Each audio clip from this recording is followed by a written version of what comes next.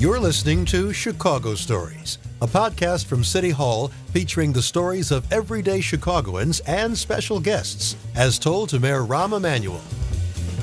This is Mayor Emanuel, Chicago Stories. We have Pat McGann here, a comedian from Chicago, Beverly neighborhood, born, bred, live. Yes. Correct? How does a salesman at is it a packaging company, become a comedian?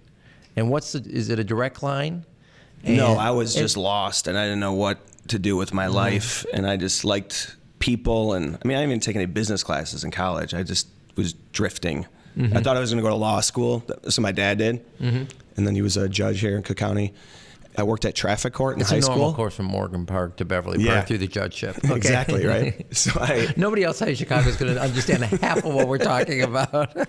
It's all you know, right? So I worked at traffic court throughout high school, college, and I loved the job. Like, it was a great gig. And I just saw this side of law, though, that I was like, I don't want to go to law school. But I was in pretty deep. So I just graduated, got a job. Everyone was getting sales jobs. But at the time, I was like writing, and I always liked to write. Like, did you do a law review? No, I didn't take the LSAT and do it. It was not going to happen. So then I started going to open mics. It was actually right after I met my wife, and I kind of confided in her because I was embarrassed to even tell people that I wanted to do it. I thought people would just be like, why do you? Because everyone I grew up with was funny and sarcastic, and then. Well, it sounds like you're all around the Emanuel family. Yeah, right? That's kind of a Chicago thing, right? Everyone, it's a lot little of lip based in humor. Yeah. What's your breakout moment? Is it the Letterman show? Where would you put the pin on Pat's breakout moment where you got larger than the open mics on Thursday night? It's so gradual, but the biggest break I ever got was from Zany's Comedy Club. They asked me to be house MC, and I started hosting all of their shows. I was only off on Mondays, and then one of the years, I think like 2009, I did 9 months there, and getting paid to do stand-up and at the club. Growing up, my aunt has lived in Old Town my whole life, so I would be walking down Wall Street as a kid and looking at seeing like Jay Leno was coming there and Seinfeld and big names. So then when I started working there, I was like flattered and just kind of like didn't know where it was going to take me, But I started meeting a ton of comics and started to get a lot of experience. I think that's the only way you can get good is just doing it over and over. But then certainly the Letterman thing is when I got that still is the biggest thing. You? I worked with a comic named Nick Griffin on the road. We were in Columbus, Ohio. I remember this. And he had just done Letterman for like the 12th time. He was like Letterman's favorite comic. And he said, you should submit. I'm going to tell the bookers to look out for your submission. They're looking for new comics. And so I sent a tape. I didn't have any representation. I got somebody for you if you need that. I know. That's what I said to you when you called me after you saw me at the Chicago Theater. Yeah. You said, can I do anything for you? I said, yeah, let me talk to your brother. And you said he would not take my calls. Yeah, he not because of your talent, just because he doesn't take my calls. Yeah, so I think the Zanies thing, and then getting the Letterman was helpful, but it does not do what it used to do. Like getting these late night shows does not, it's not overnight, like everyone all of a sudden knows who you are like it used to be. But it does give you credibility. It does a lot of people know people that are doing comedy, doing stand-up, and then to be able to say that you did one of those shows, I think that's where it helps. And then started getting corporate gigs and actually making some money doing it. You like it? I love it, man. It's like, I'm so passionate about it. I never thought that I would, growing up I played sports, and then when I got that sales gig and all that was over, and you're just playing in I used to play a lot of basketball and I played in men's leagues, and that was what I was passionate about. And I never thought that I would love my job. It doesn't really feel like a job, but yeah, I can't get enough. Now, is it true that you met your wonderful wife at a North Side bar on St. Patty's Day? How does a South Sider dare on St. Patty's Day travel? Well, it was like a week before. Okay, yeah, right. I want to know how you got the passport. So I was living north. up north. After college, I lived in Lincoln Park, Lakeview for 12 years. And my wife, who is from 5 blocks from my house, grew up 5 blocks from my house. Did you guys know each other growing up? I knew who she was. I knew her sister. Her sister's my age. Sarah's a couple years younger than me. This is the Beverly script. Everybody it is. Right? I didn't know her. I knew her from sister. the same parish. They went to the public school, so they were in our CCD program. And when I saw her at Duffy's on Diversey, it was the week before St. Patrick's Day. My buddies used to have this party. I had it they wrong. would buy out the bar, but no, it was the St. Patrick's Day theme. But just It's to explain that why I Is wasn't that your down. Hanukkah? It's a week? Yeah, we do. We get it. It's 8 nights. Well, the oil must burn, but you have only one night, but it burns for 8? Okay, Right. got it. The only thing getting lit is us. There's no candles. It was like a daytime party, and I saw her. I was in the middle of telling my buddies a story, and I was like, "Hey, you're from St. Cajedon's, right?" And she's like, "Yeah, yeah." And then I'm like, "I want to, are you gonna be in the back?" And I was kind of like, I got to finish my story, and then I went and found her, and that was March of 2007. So, and that's become the basis. Now you guys have kids. How many kids do you have? 3. And the entire father experience and parenting experience is the material for... Yes. Yeah, when I started out, I was just talking about anything. I had like bits about Taco Bell and homeschool and just stuff that I wasn't really attached to. And then I realized that you got to talk about your life. It's the only way you'll be unique. It's the only way you'll be, people won't take your material. They can't steal your life experiences. So I started really diving in on anything that was happening in my life. And what's like the stuff you're looking at, just being a new father with new kids? Yeah, I had a bunch of pregnant material. I don't think I heard the pregnant material. Oh, I had a ton of pregnant jokes. Like we were out grocery shopping and we were buying a lot of juice, and my wife was like, 8 months. she was just super thirsty. And then the woman checking us out was like, "Oh, you really thirsty during the pregnancy?" She's like, "Yeah." She's like, "That could be a sign you're diabetic." It's like, "Oh yeah, you're ringing up our groceries. That could be a sign you're not a doctor." Like, just put them in a bag. And just being in the room, when the nurse like, "Grab a leg," it's like just reach up there and grab a leg. She's like, "No, grab your wife's leg." And then it's awkward, like staring down at her, like, "What do you say?" Like, here we are again. I remember the first one, like, she ended up having a C-section because she tried to have natural birth and it was just not happening. And we were hoping for a Chicago anniversary baby. March 4th, she went into labor that morning. March 4th. March 4th, and we were kind of fired up to have the Chicago date. And then our daughter was born just after midnight, so she's March 5th. I wonder if we should give every March 4th like their own flag or something like that. Before I leave, I should do an executive order. Wrap them in a swaddling flag. That's a great move. That's a whole new thing, Matt. That would be hilarious. You can be like planning ahead 18 years for a vote. Give them waive the convenience fee on parking meters for life. Just on March 4th. just on March 4th. Are you watching? We're doing this. Are you watching the new Ellen DeGeneres? I have not watched it yet. I said I will. So do you watch people? You look at you kind of, or do you try to keep that out of your head because you want to try to imitate? So what do you kind of do? Yeah, it's like a balance. Like I'm still a fan of comedy. Like that's why I got into it. So I'll watch some of the comics I grew up watching. Like they're still putting material out. I think I enjoy them more because I still look at them as a way. The other ones you look at and you're like, oh man, I wish I was getting this special. I wish I was doing that. I mean, it's just comics are really supportive of each other.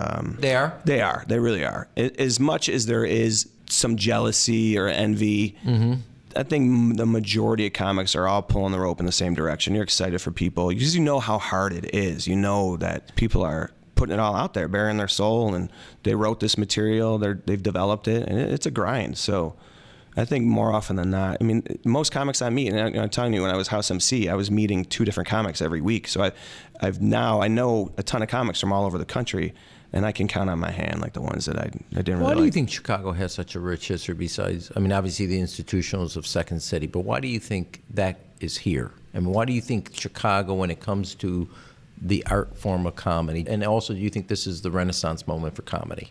I'll answer that one first. I think that it's like the hottest it's been, and I was just talking about this, that it's based so much in truth now, where growing up, there were characters, there was, catchphrases, and now that stuff seems a little dated.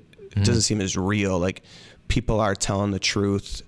And you mean the Don Rickles era? Don Rickles is timeless. There's some timeless comics, no doubt, but I just think that people are fed BS everywhere they go all day long. And when you turn a comic on, I think that they're saying things that everyday people are thinking. They're sharing their experiences that everyone can relate to. So I do think, and now also with streaming and the internet, and you could get it everywhere. So it's definitely booming right now. And I hope it stays this way because, obviously that's my livelihood. But I also think, going back to what you asked about Chicago, I mean, you being Jewish, humor is. Do you want to go there right now? You want to go there right now? I'm going to tie it to me being Irish. I'm going to find common ground here. What are you doing? If you're cracking in our business, what are you doing? Yeah, right. Italian, I'd say the same thing. Like, I think that Chicago is so ethnic And you come up in these communities where you grow up with a lot of similar-minded people. Yeah. And then you move on. You move out of those neighborhoods, or you work out of those neighborhoods, and you meet other people, and you realize that that's where you connect. This sense of humor. I think it's Midwestern. I think it's a bonding thing for us. You know, we're inside for 6 months a year. You know, we're you not don't outside. even know when there's seasons out there. I think colder environments cultivate funnier people. I think Canadians are very funny. I think that people that they have to entertain themselves. You're inside sitting around a table, you know, Never thought taverns, having drinks, you have to, you know, that's maybe I'm going too far with that, but I have had that I will thought. tell you, because I sit there with my kids after dinner or whatever, and I'm not doing any more work or anything like that. We'll go on Netflix and just go right to the comedy, and we'll just see what I just did Chris Rock, and I didn't get through because last night we went to a play, but that's like the go-to for our family. I'm just like, and I surely don't remember doing that with my parents, nor did Netflix exist, but I don't remember staying up to watch a comedian and stuff like that. But it's really this is like a real moment now. I actually think it's because everybody realizes news has become entertainment, and they want to find their commentary about events. And comedians are actually what you said, which are the people actually holding the mirror up to the moment. Right. Yeah, that's a great way to put it, holding the mirror up. And if you use that in the future, I want 10%. Yes, I will. Man, I'm giving 10% to a lot of people these days. My parents did expose us to comedy. I remember them going to New York City and coming home and talking about how they were at a club, and my mom would told me about, she didn't remember the comic, but she remembered lines, and then they saw Jerry Seinfeld out there. This is before he had a show. And then they took us to see Seinfeld, and I was only like 13. And I remember being at that show, and Ellen opened for him. Really? And it was like, wow, you can do this? Like, this is a way you can You didn't know that was make a job? living? Yeah. And you didn't think it was like judgeship, alderman?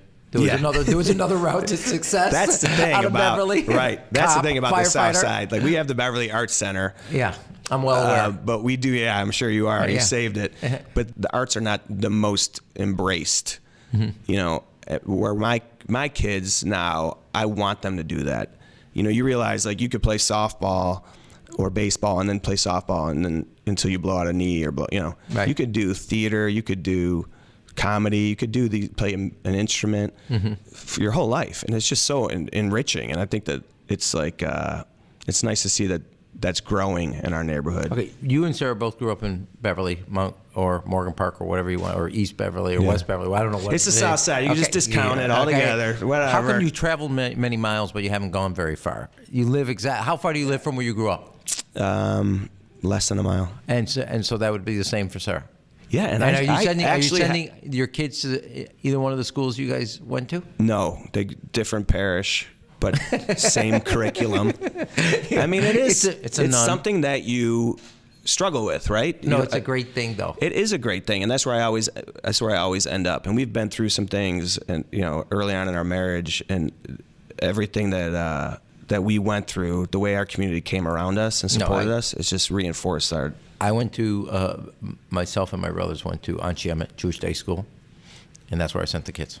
Yeah, I'm 100%. That's actually a strength of the city of Chicago, not a weakness. Since you know a lot of communities, say, what would be your top 4? You got to watch these people. These are the people besides you, obviously, and stuff like that. So that's a given. That's the number 5. Yeah. No, seriously, who do you like? You watch and you go, this is a person you're going to see, you're going to hear more from. I love like some of the legends, like you mentioned Chris Rock. I just saw his recent thing. He went into his whole divorce, and I was like, talk about putting it out there. Right. Yeah, I haven't seen that yet, but I can imagine. Like he's so brutally honest, and it's refreshing. Also about himself. Yeah. There's some great comedians in Chicago. Chicago gets recognized for Second City and for improv, and it's deserved. But there are some tremendous stand-up comics. Oh, let me reverse it. If you're interested in comedy and you want to, what would be a non-Second City or improv? What would be 2 clubs you say you got to go? This is where the talent starts. This is where we go. We have our secret code and password. Zanies is no secret, but right. Zanies is excellent, and I would go like on a night where they do a showcase. That's a Thursday. Like 10 local comics. Okay. Like they do it on Tuesdays in Rosemont, and then they do it occasionally on Monday nights in Old Town.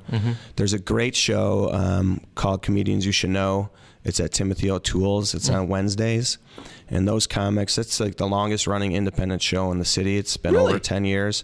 And I didn't know that. I don't do it a ton because I'm When pretty you've graduated, exclusive. you're now grown up. No. I'm exclusive with Zanies. Like they just have but I've snuck in there because the comics are tremendous and they're so welcoming and there's a comic in Chicago who I think needs to be heard about more is Kevin Bozeman.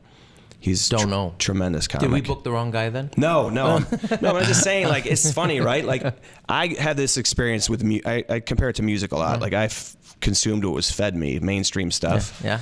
And then you realize as you get older, there's some great bands that just don't get as much airtime or as much press. Right. So let me ask you, you do a lot of stuff in parishes around the city and all over. Could that material go to synagogues? I mean, we're looking for new materials. They don't really like Jewish mayors anymore, so I'm trying to think. Right. Could you open for a Jewish mayor at a synagogue? I've done JUF, the Jewish United Fund. Yeah, I know what it is. Don't worry. Okay. YLD night, the big event. Yeah. I opened for Hannibal Buress there. I felt like I connected all right with them. I do a lot of Chicago stuff. You do? Yeah, and who are you touring with now? Sebastian Maniscalco. There's another guy who everyone, not a secret, but that's someone that everyone should check out. How'd you hook up with him? I met him at Zanies, just hosting for him, and he was good to me. He's from Arlington Heights originally. And so you both? But he started in LA. He didn't start comedy in Chicago. Huh. He moved out there and started. And now I'm touring with him, and we're doing Madison Square Garden in January. He sold out 4 shows. And is that your first time at Madison Square Garden? First time as a performing. Right. No, I understand. So what's an opening? Is that 10 minutes, 20 minutes? 20 minutes. Yeah. Are you hustling new material right now? I'm trying to. Always writing. It's just. Give us a couple. Where you working? I mean, we want to put them right here. New bits? Yeah. I have a new bit about my wife putting up signs in our house, just like random, like farm to table. We have that in our kitchen. It's like I was reading that the other day while microwaving pancakes. Breathe. We have that sign. It's like, are we this busy? We can't remember that. That's involuntary. You want to put blink up on the wall too. What's driven her to signs? Oh, she just loves it. Like whatever Chip and Joanna tell her to get. You ever see those two? Yes. On HGTV. I've been talking a lot about that, the homestead, like the open floor plan. Like that's every show on HGTV. They're like, we got to open it up in here. This place sucks. It's got walls. This place could be good, but it's terrible. It's got rooms. Like there's no rooms. Remember rooms? Like that's what I grew up with. Like no rooms. I wasn't allowed in something. My dad would be like, where are you at? I'm in the dining room. Like, get the hell out of there. Now this open floor pattern, you can't get away from your family. My kids act like jerks. I can't be like, get in the other room. I got to be like, hey, back up. Back up. Anything on drop-offs at schools? I've heard that one. Oh, picking up the preschool? Yeah. Yeah, it's because you stand out there with other parents, like you're a baggage claim. It's just awkward. You're just waiting for yours to come out. Like, sorry, thought that one was mine. I got a white one too.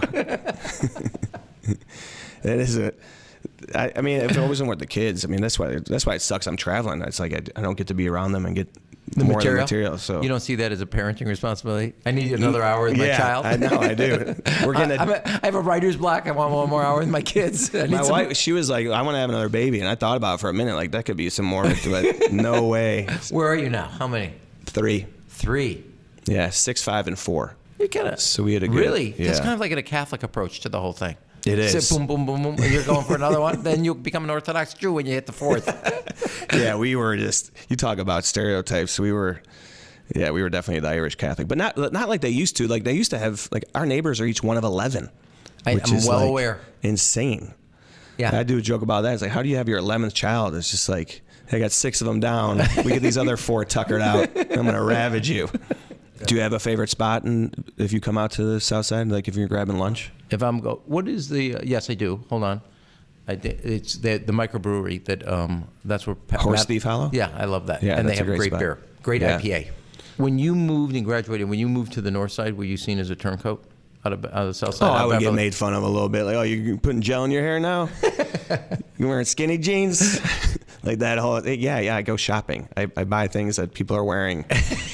It's hilarious that still exists a little bit, but it's becoming less and less. Like it's undeniable. Like this gap of people used to get married at 22, 23. I feel like everyone I grew up with, their parents were married at 24. Now you get married at 32. Like what are you gonna do? You're gonna hang out on Western Avenue for 10 years? Like it's good to get up north, and living up there was riding the L every day, and getting more. My mom is a North Sider, actually. She Really? grew up at Lawrence and Bell. So I've always been exposed to, I've always been out of the neighborhood. And I mentioned my aunt who lived in Old Town. Like, I've always been like, but some people don't like to leave the neighborhood as much. I'm well aware. As I said, you've traveled many miles, just haven't gone very far. Yeah, right. Exactly. So we're going to do the fast round for Chicago. You Let's ready? do it. Yeah. Okay, Cubs, Sox. White Sox. I knew the answer, but I had to For throw it. sure. Okay. Thick or thin pizza? Thin.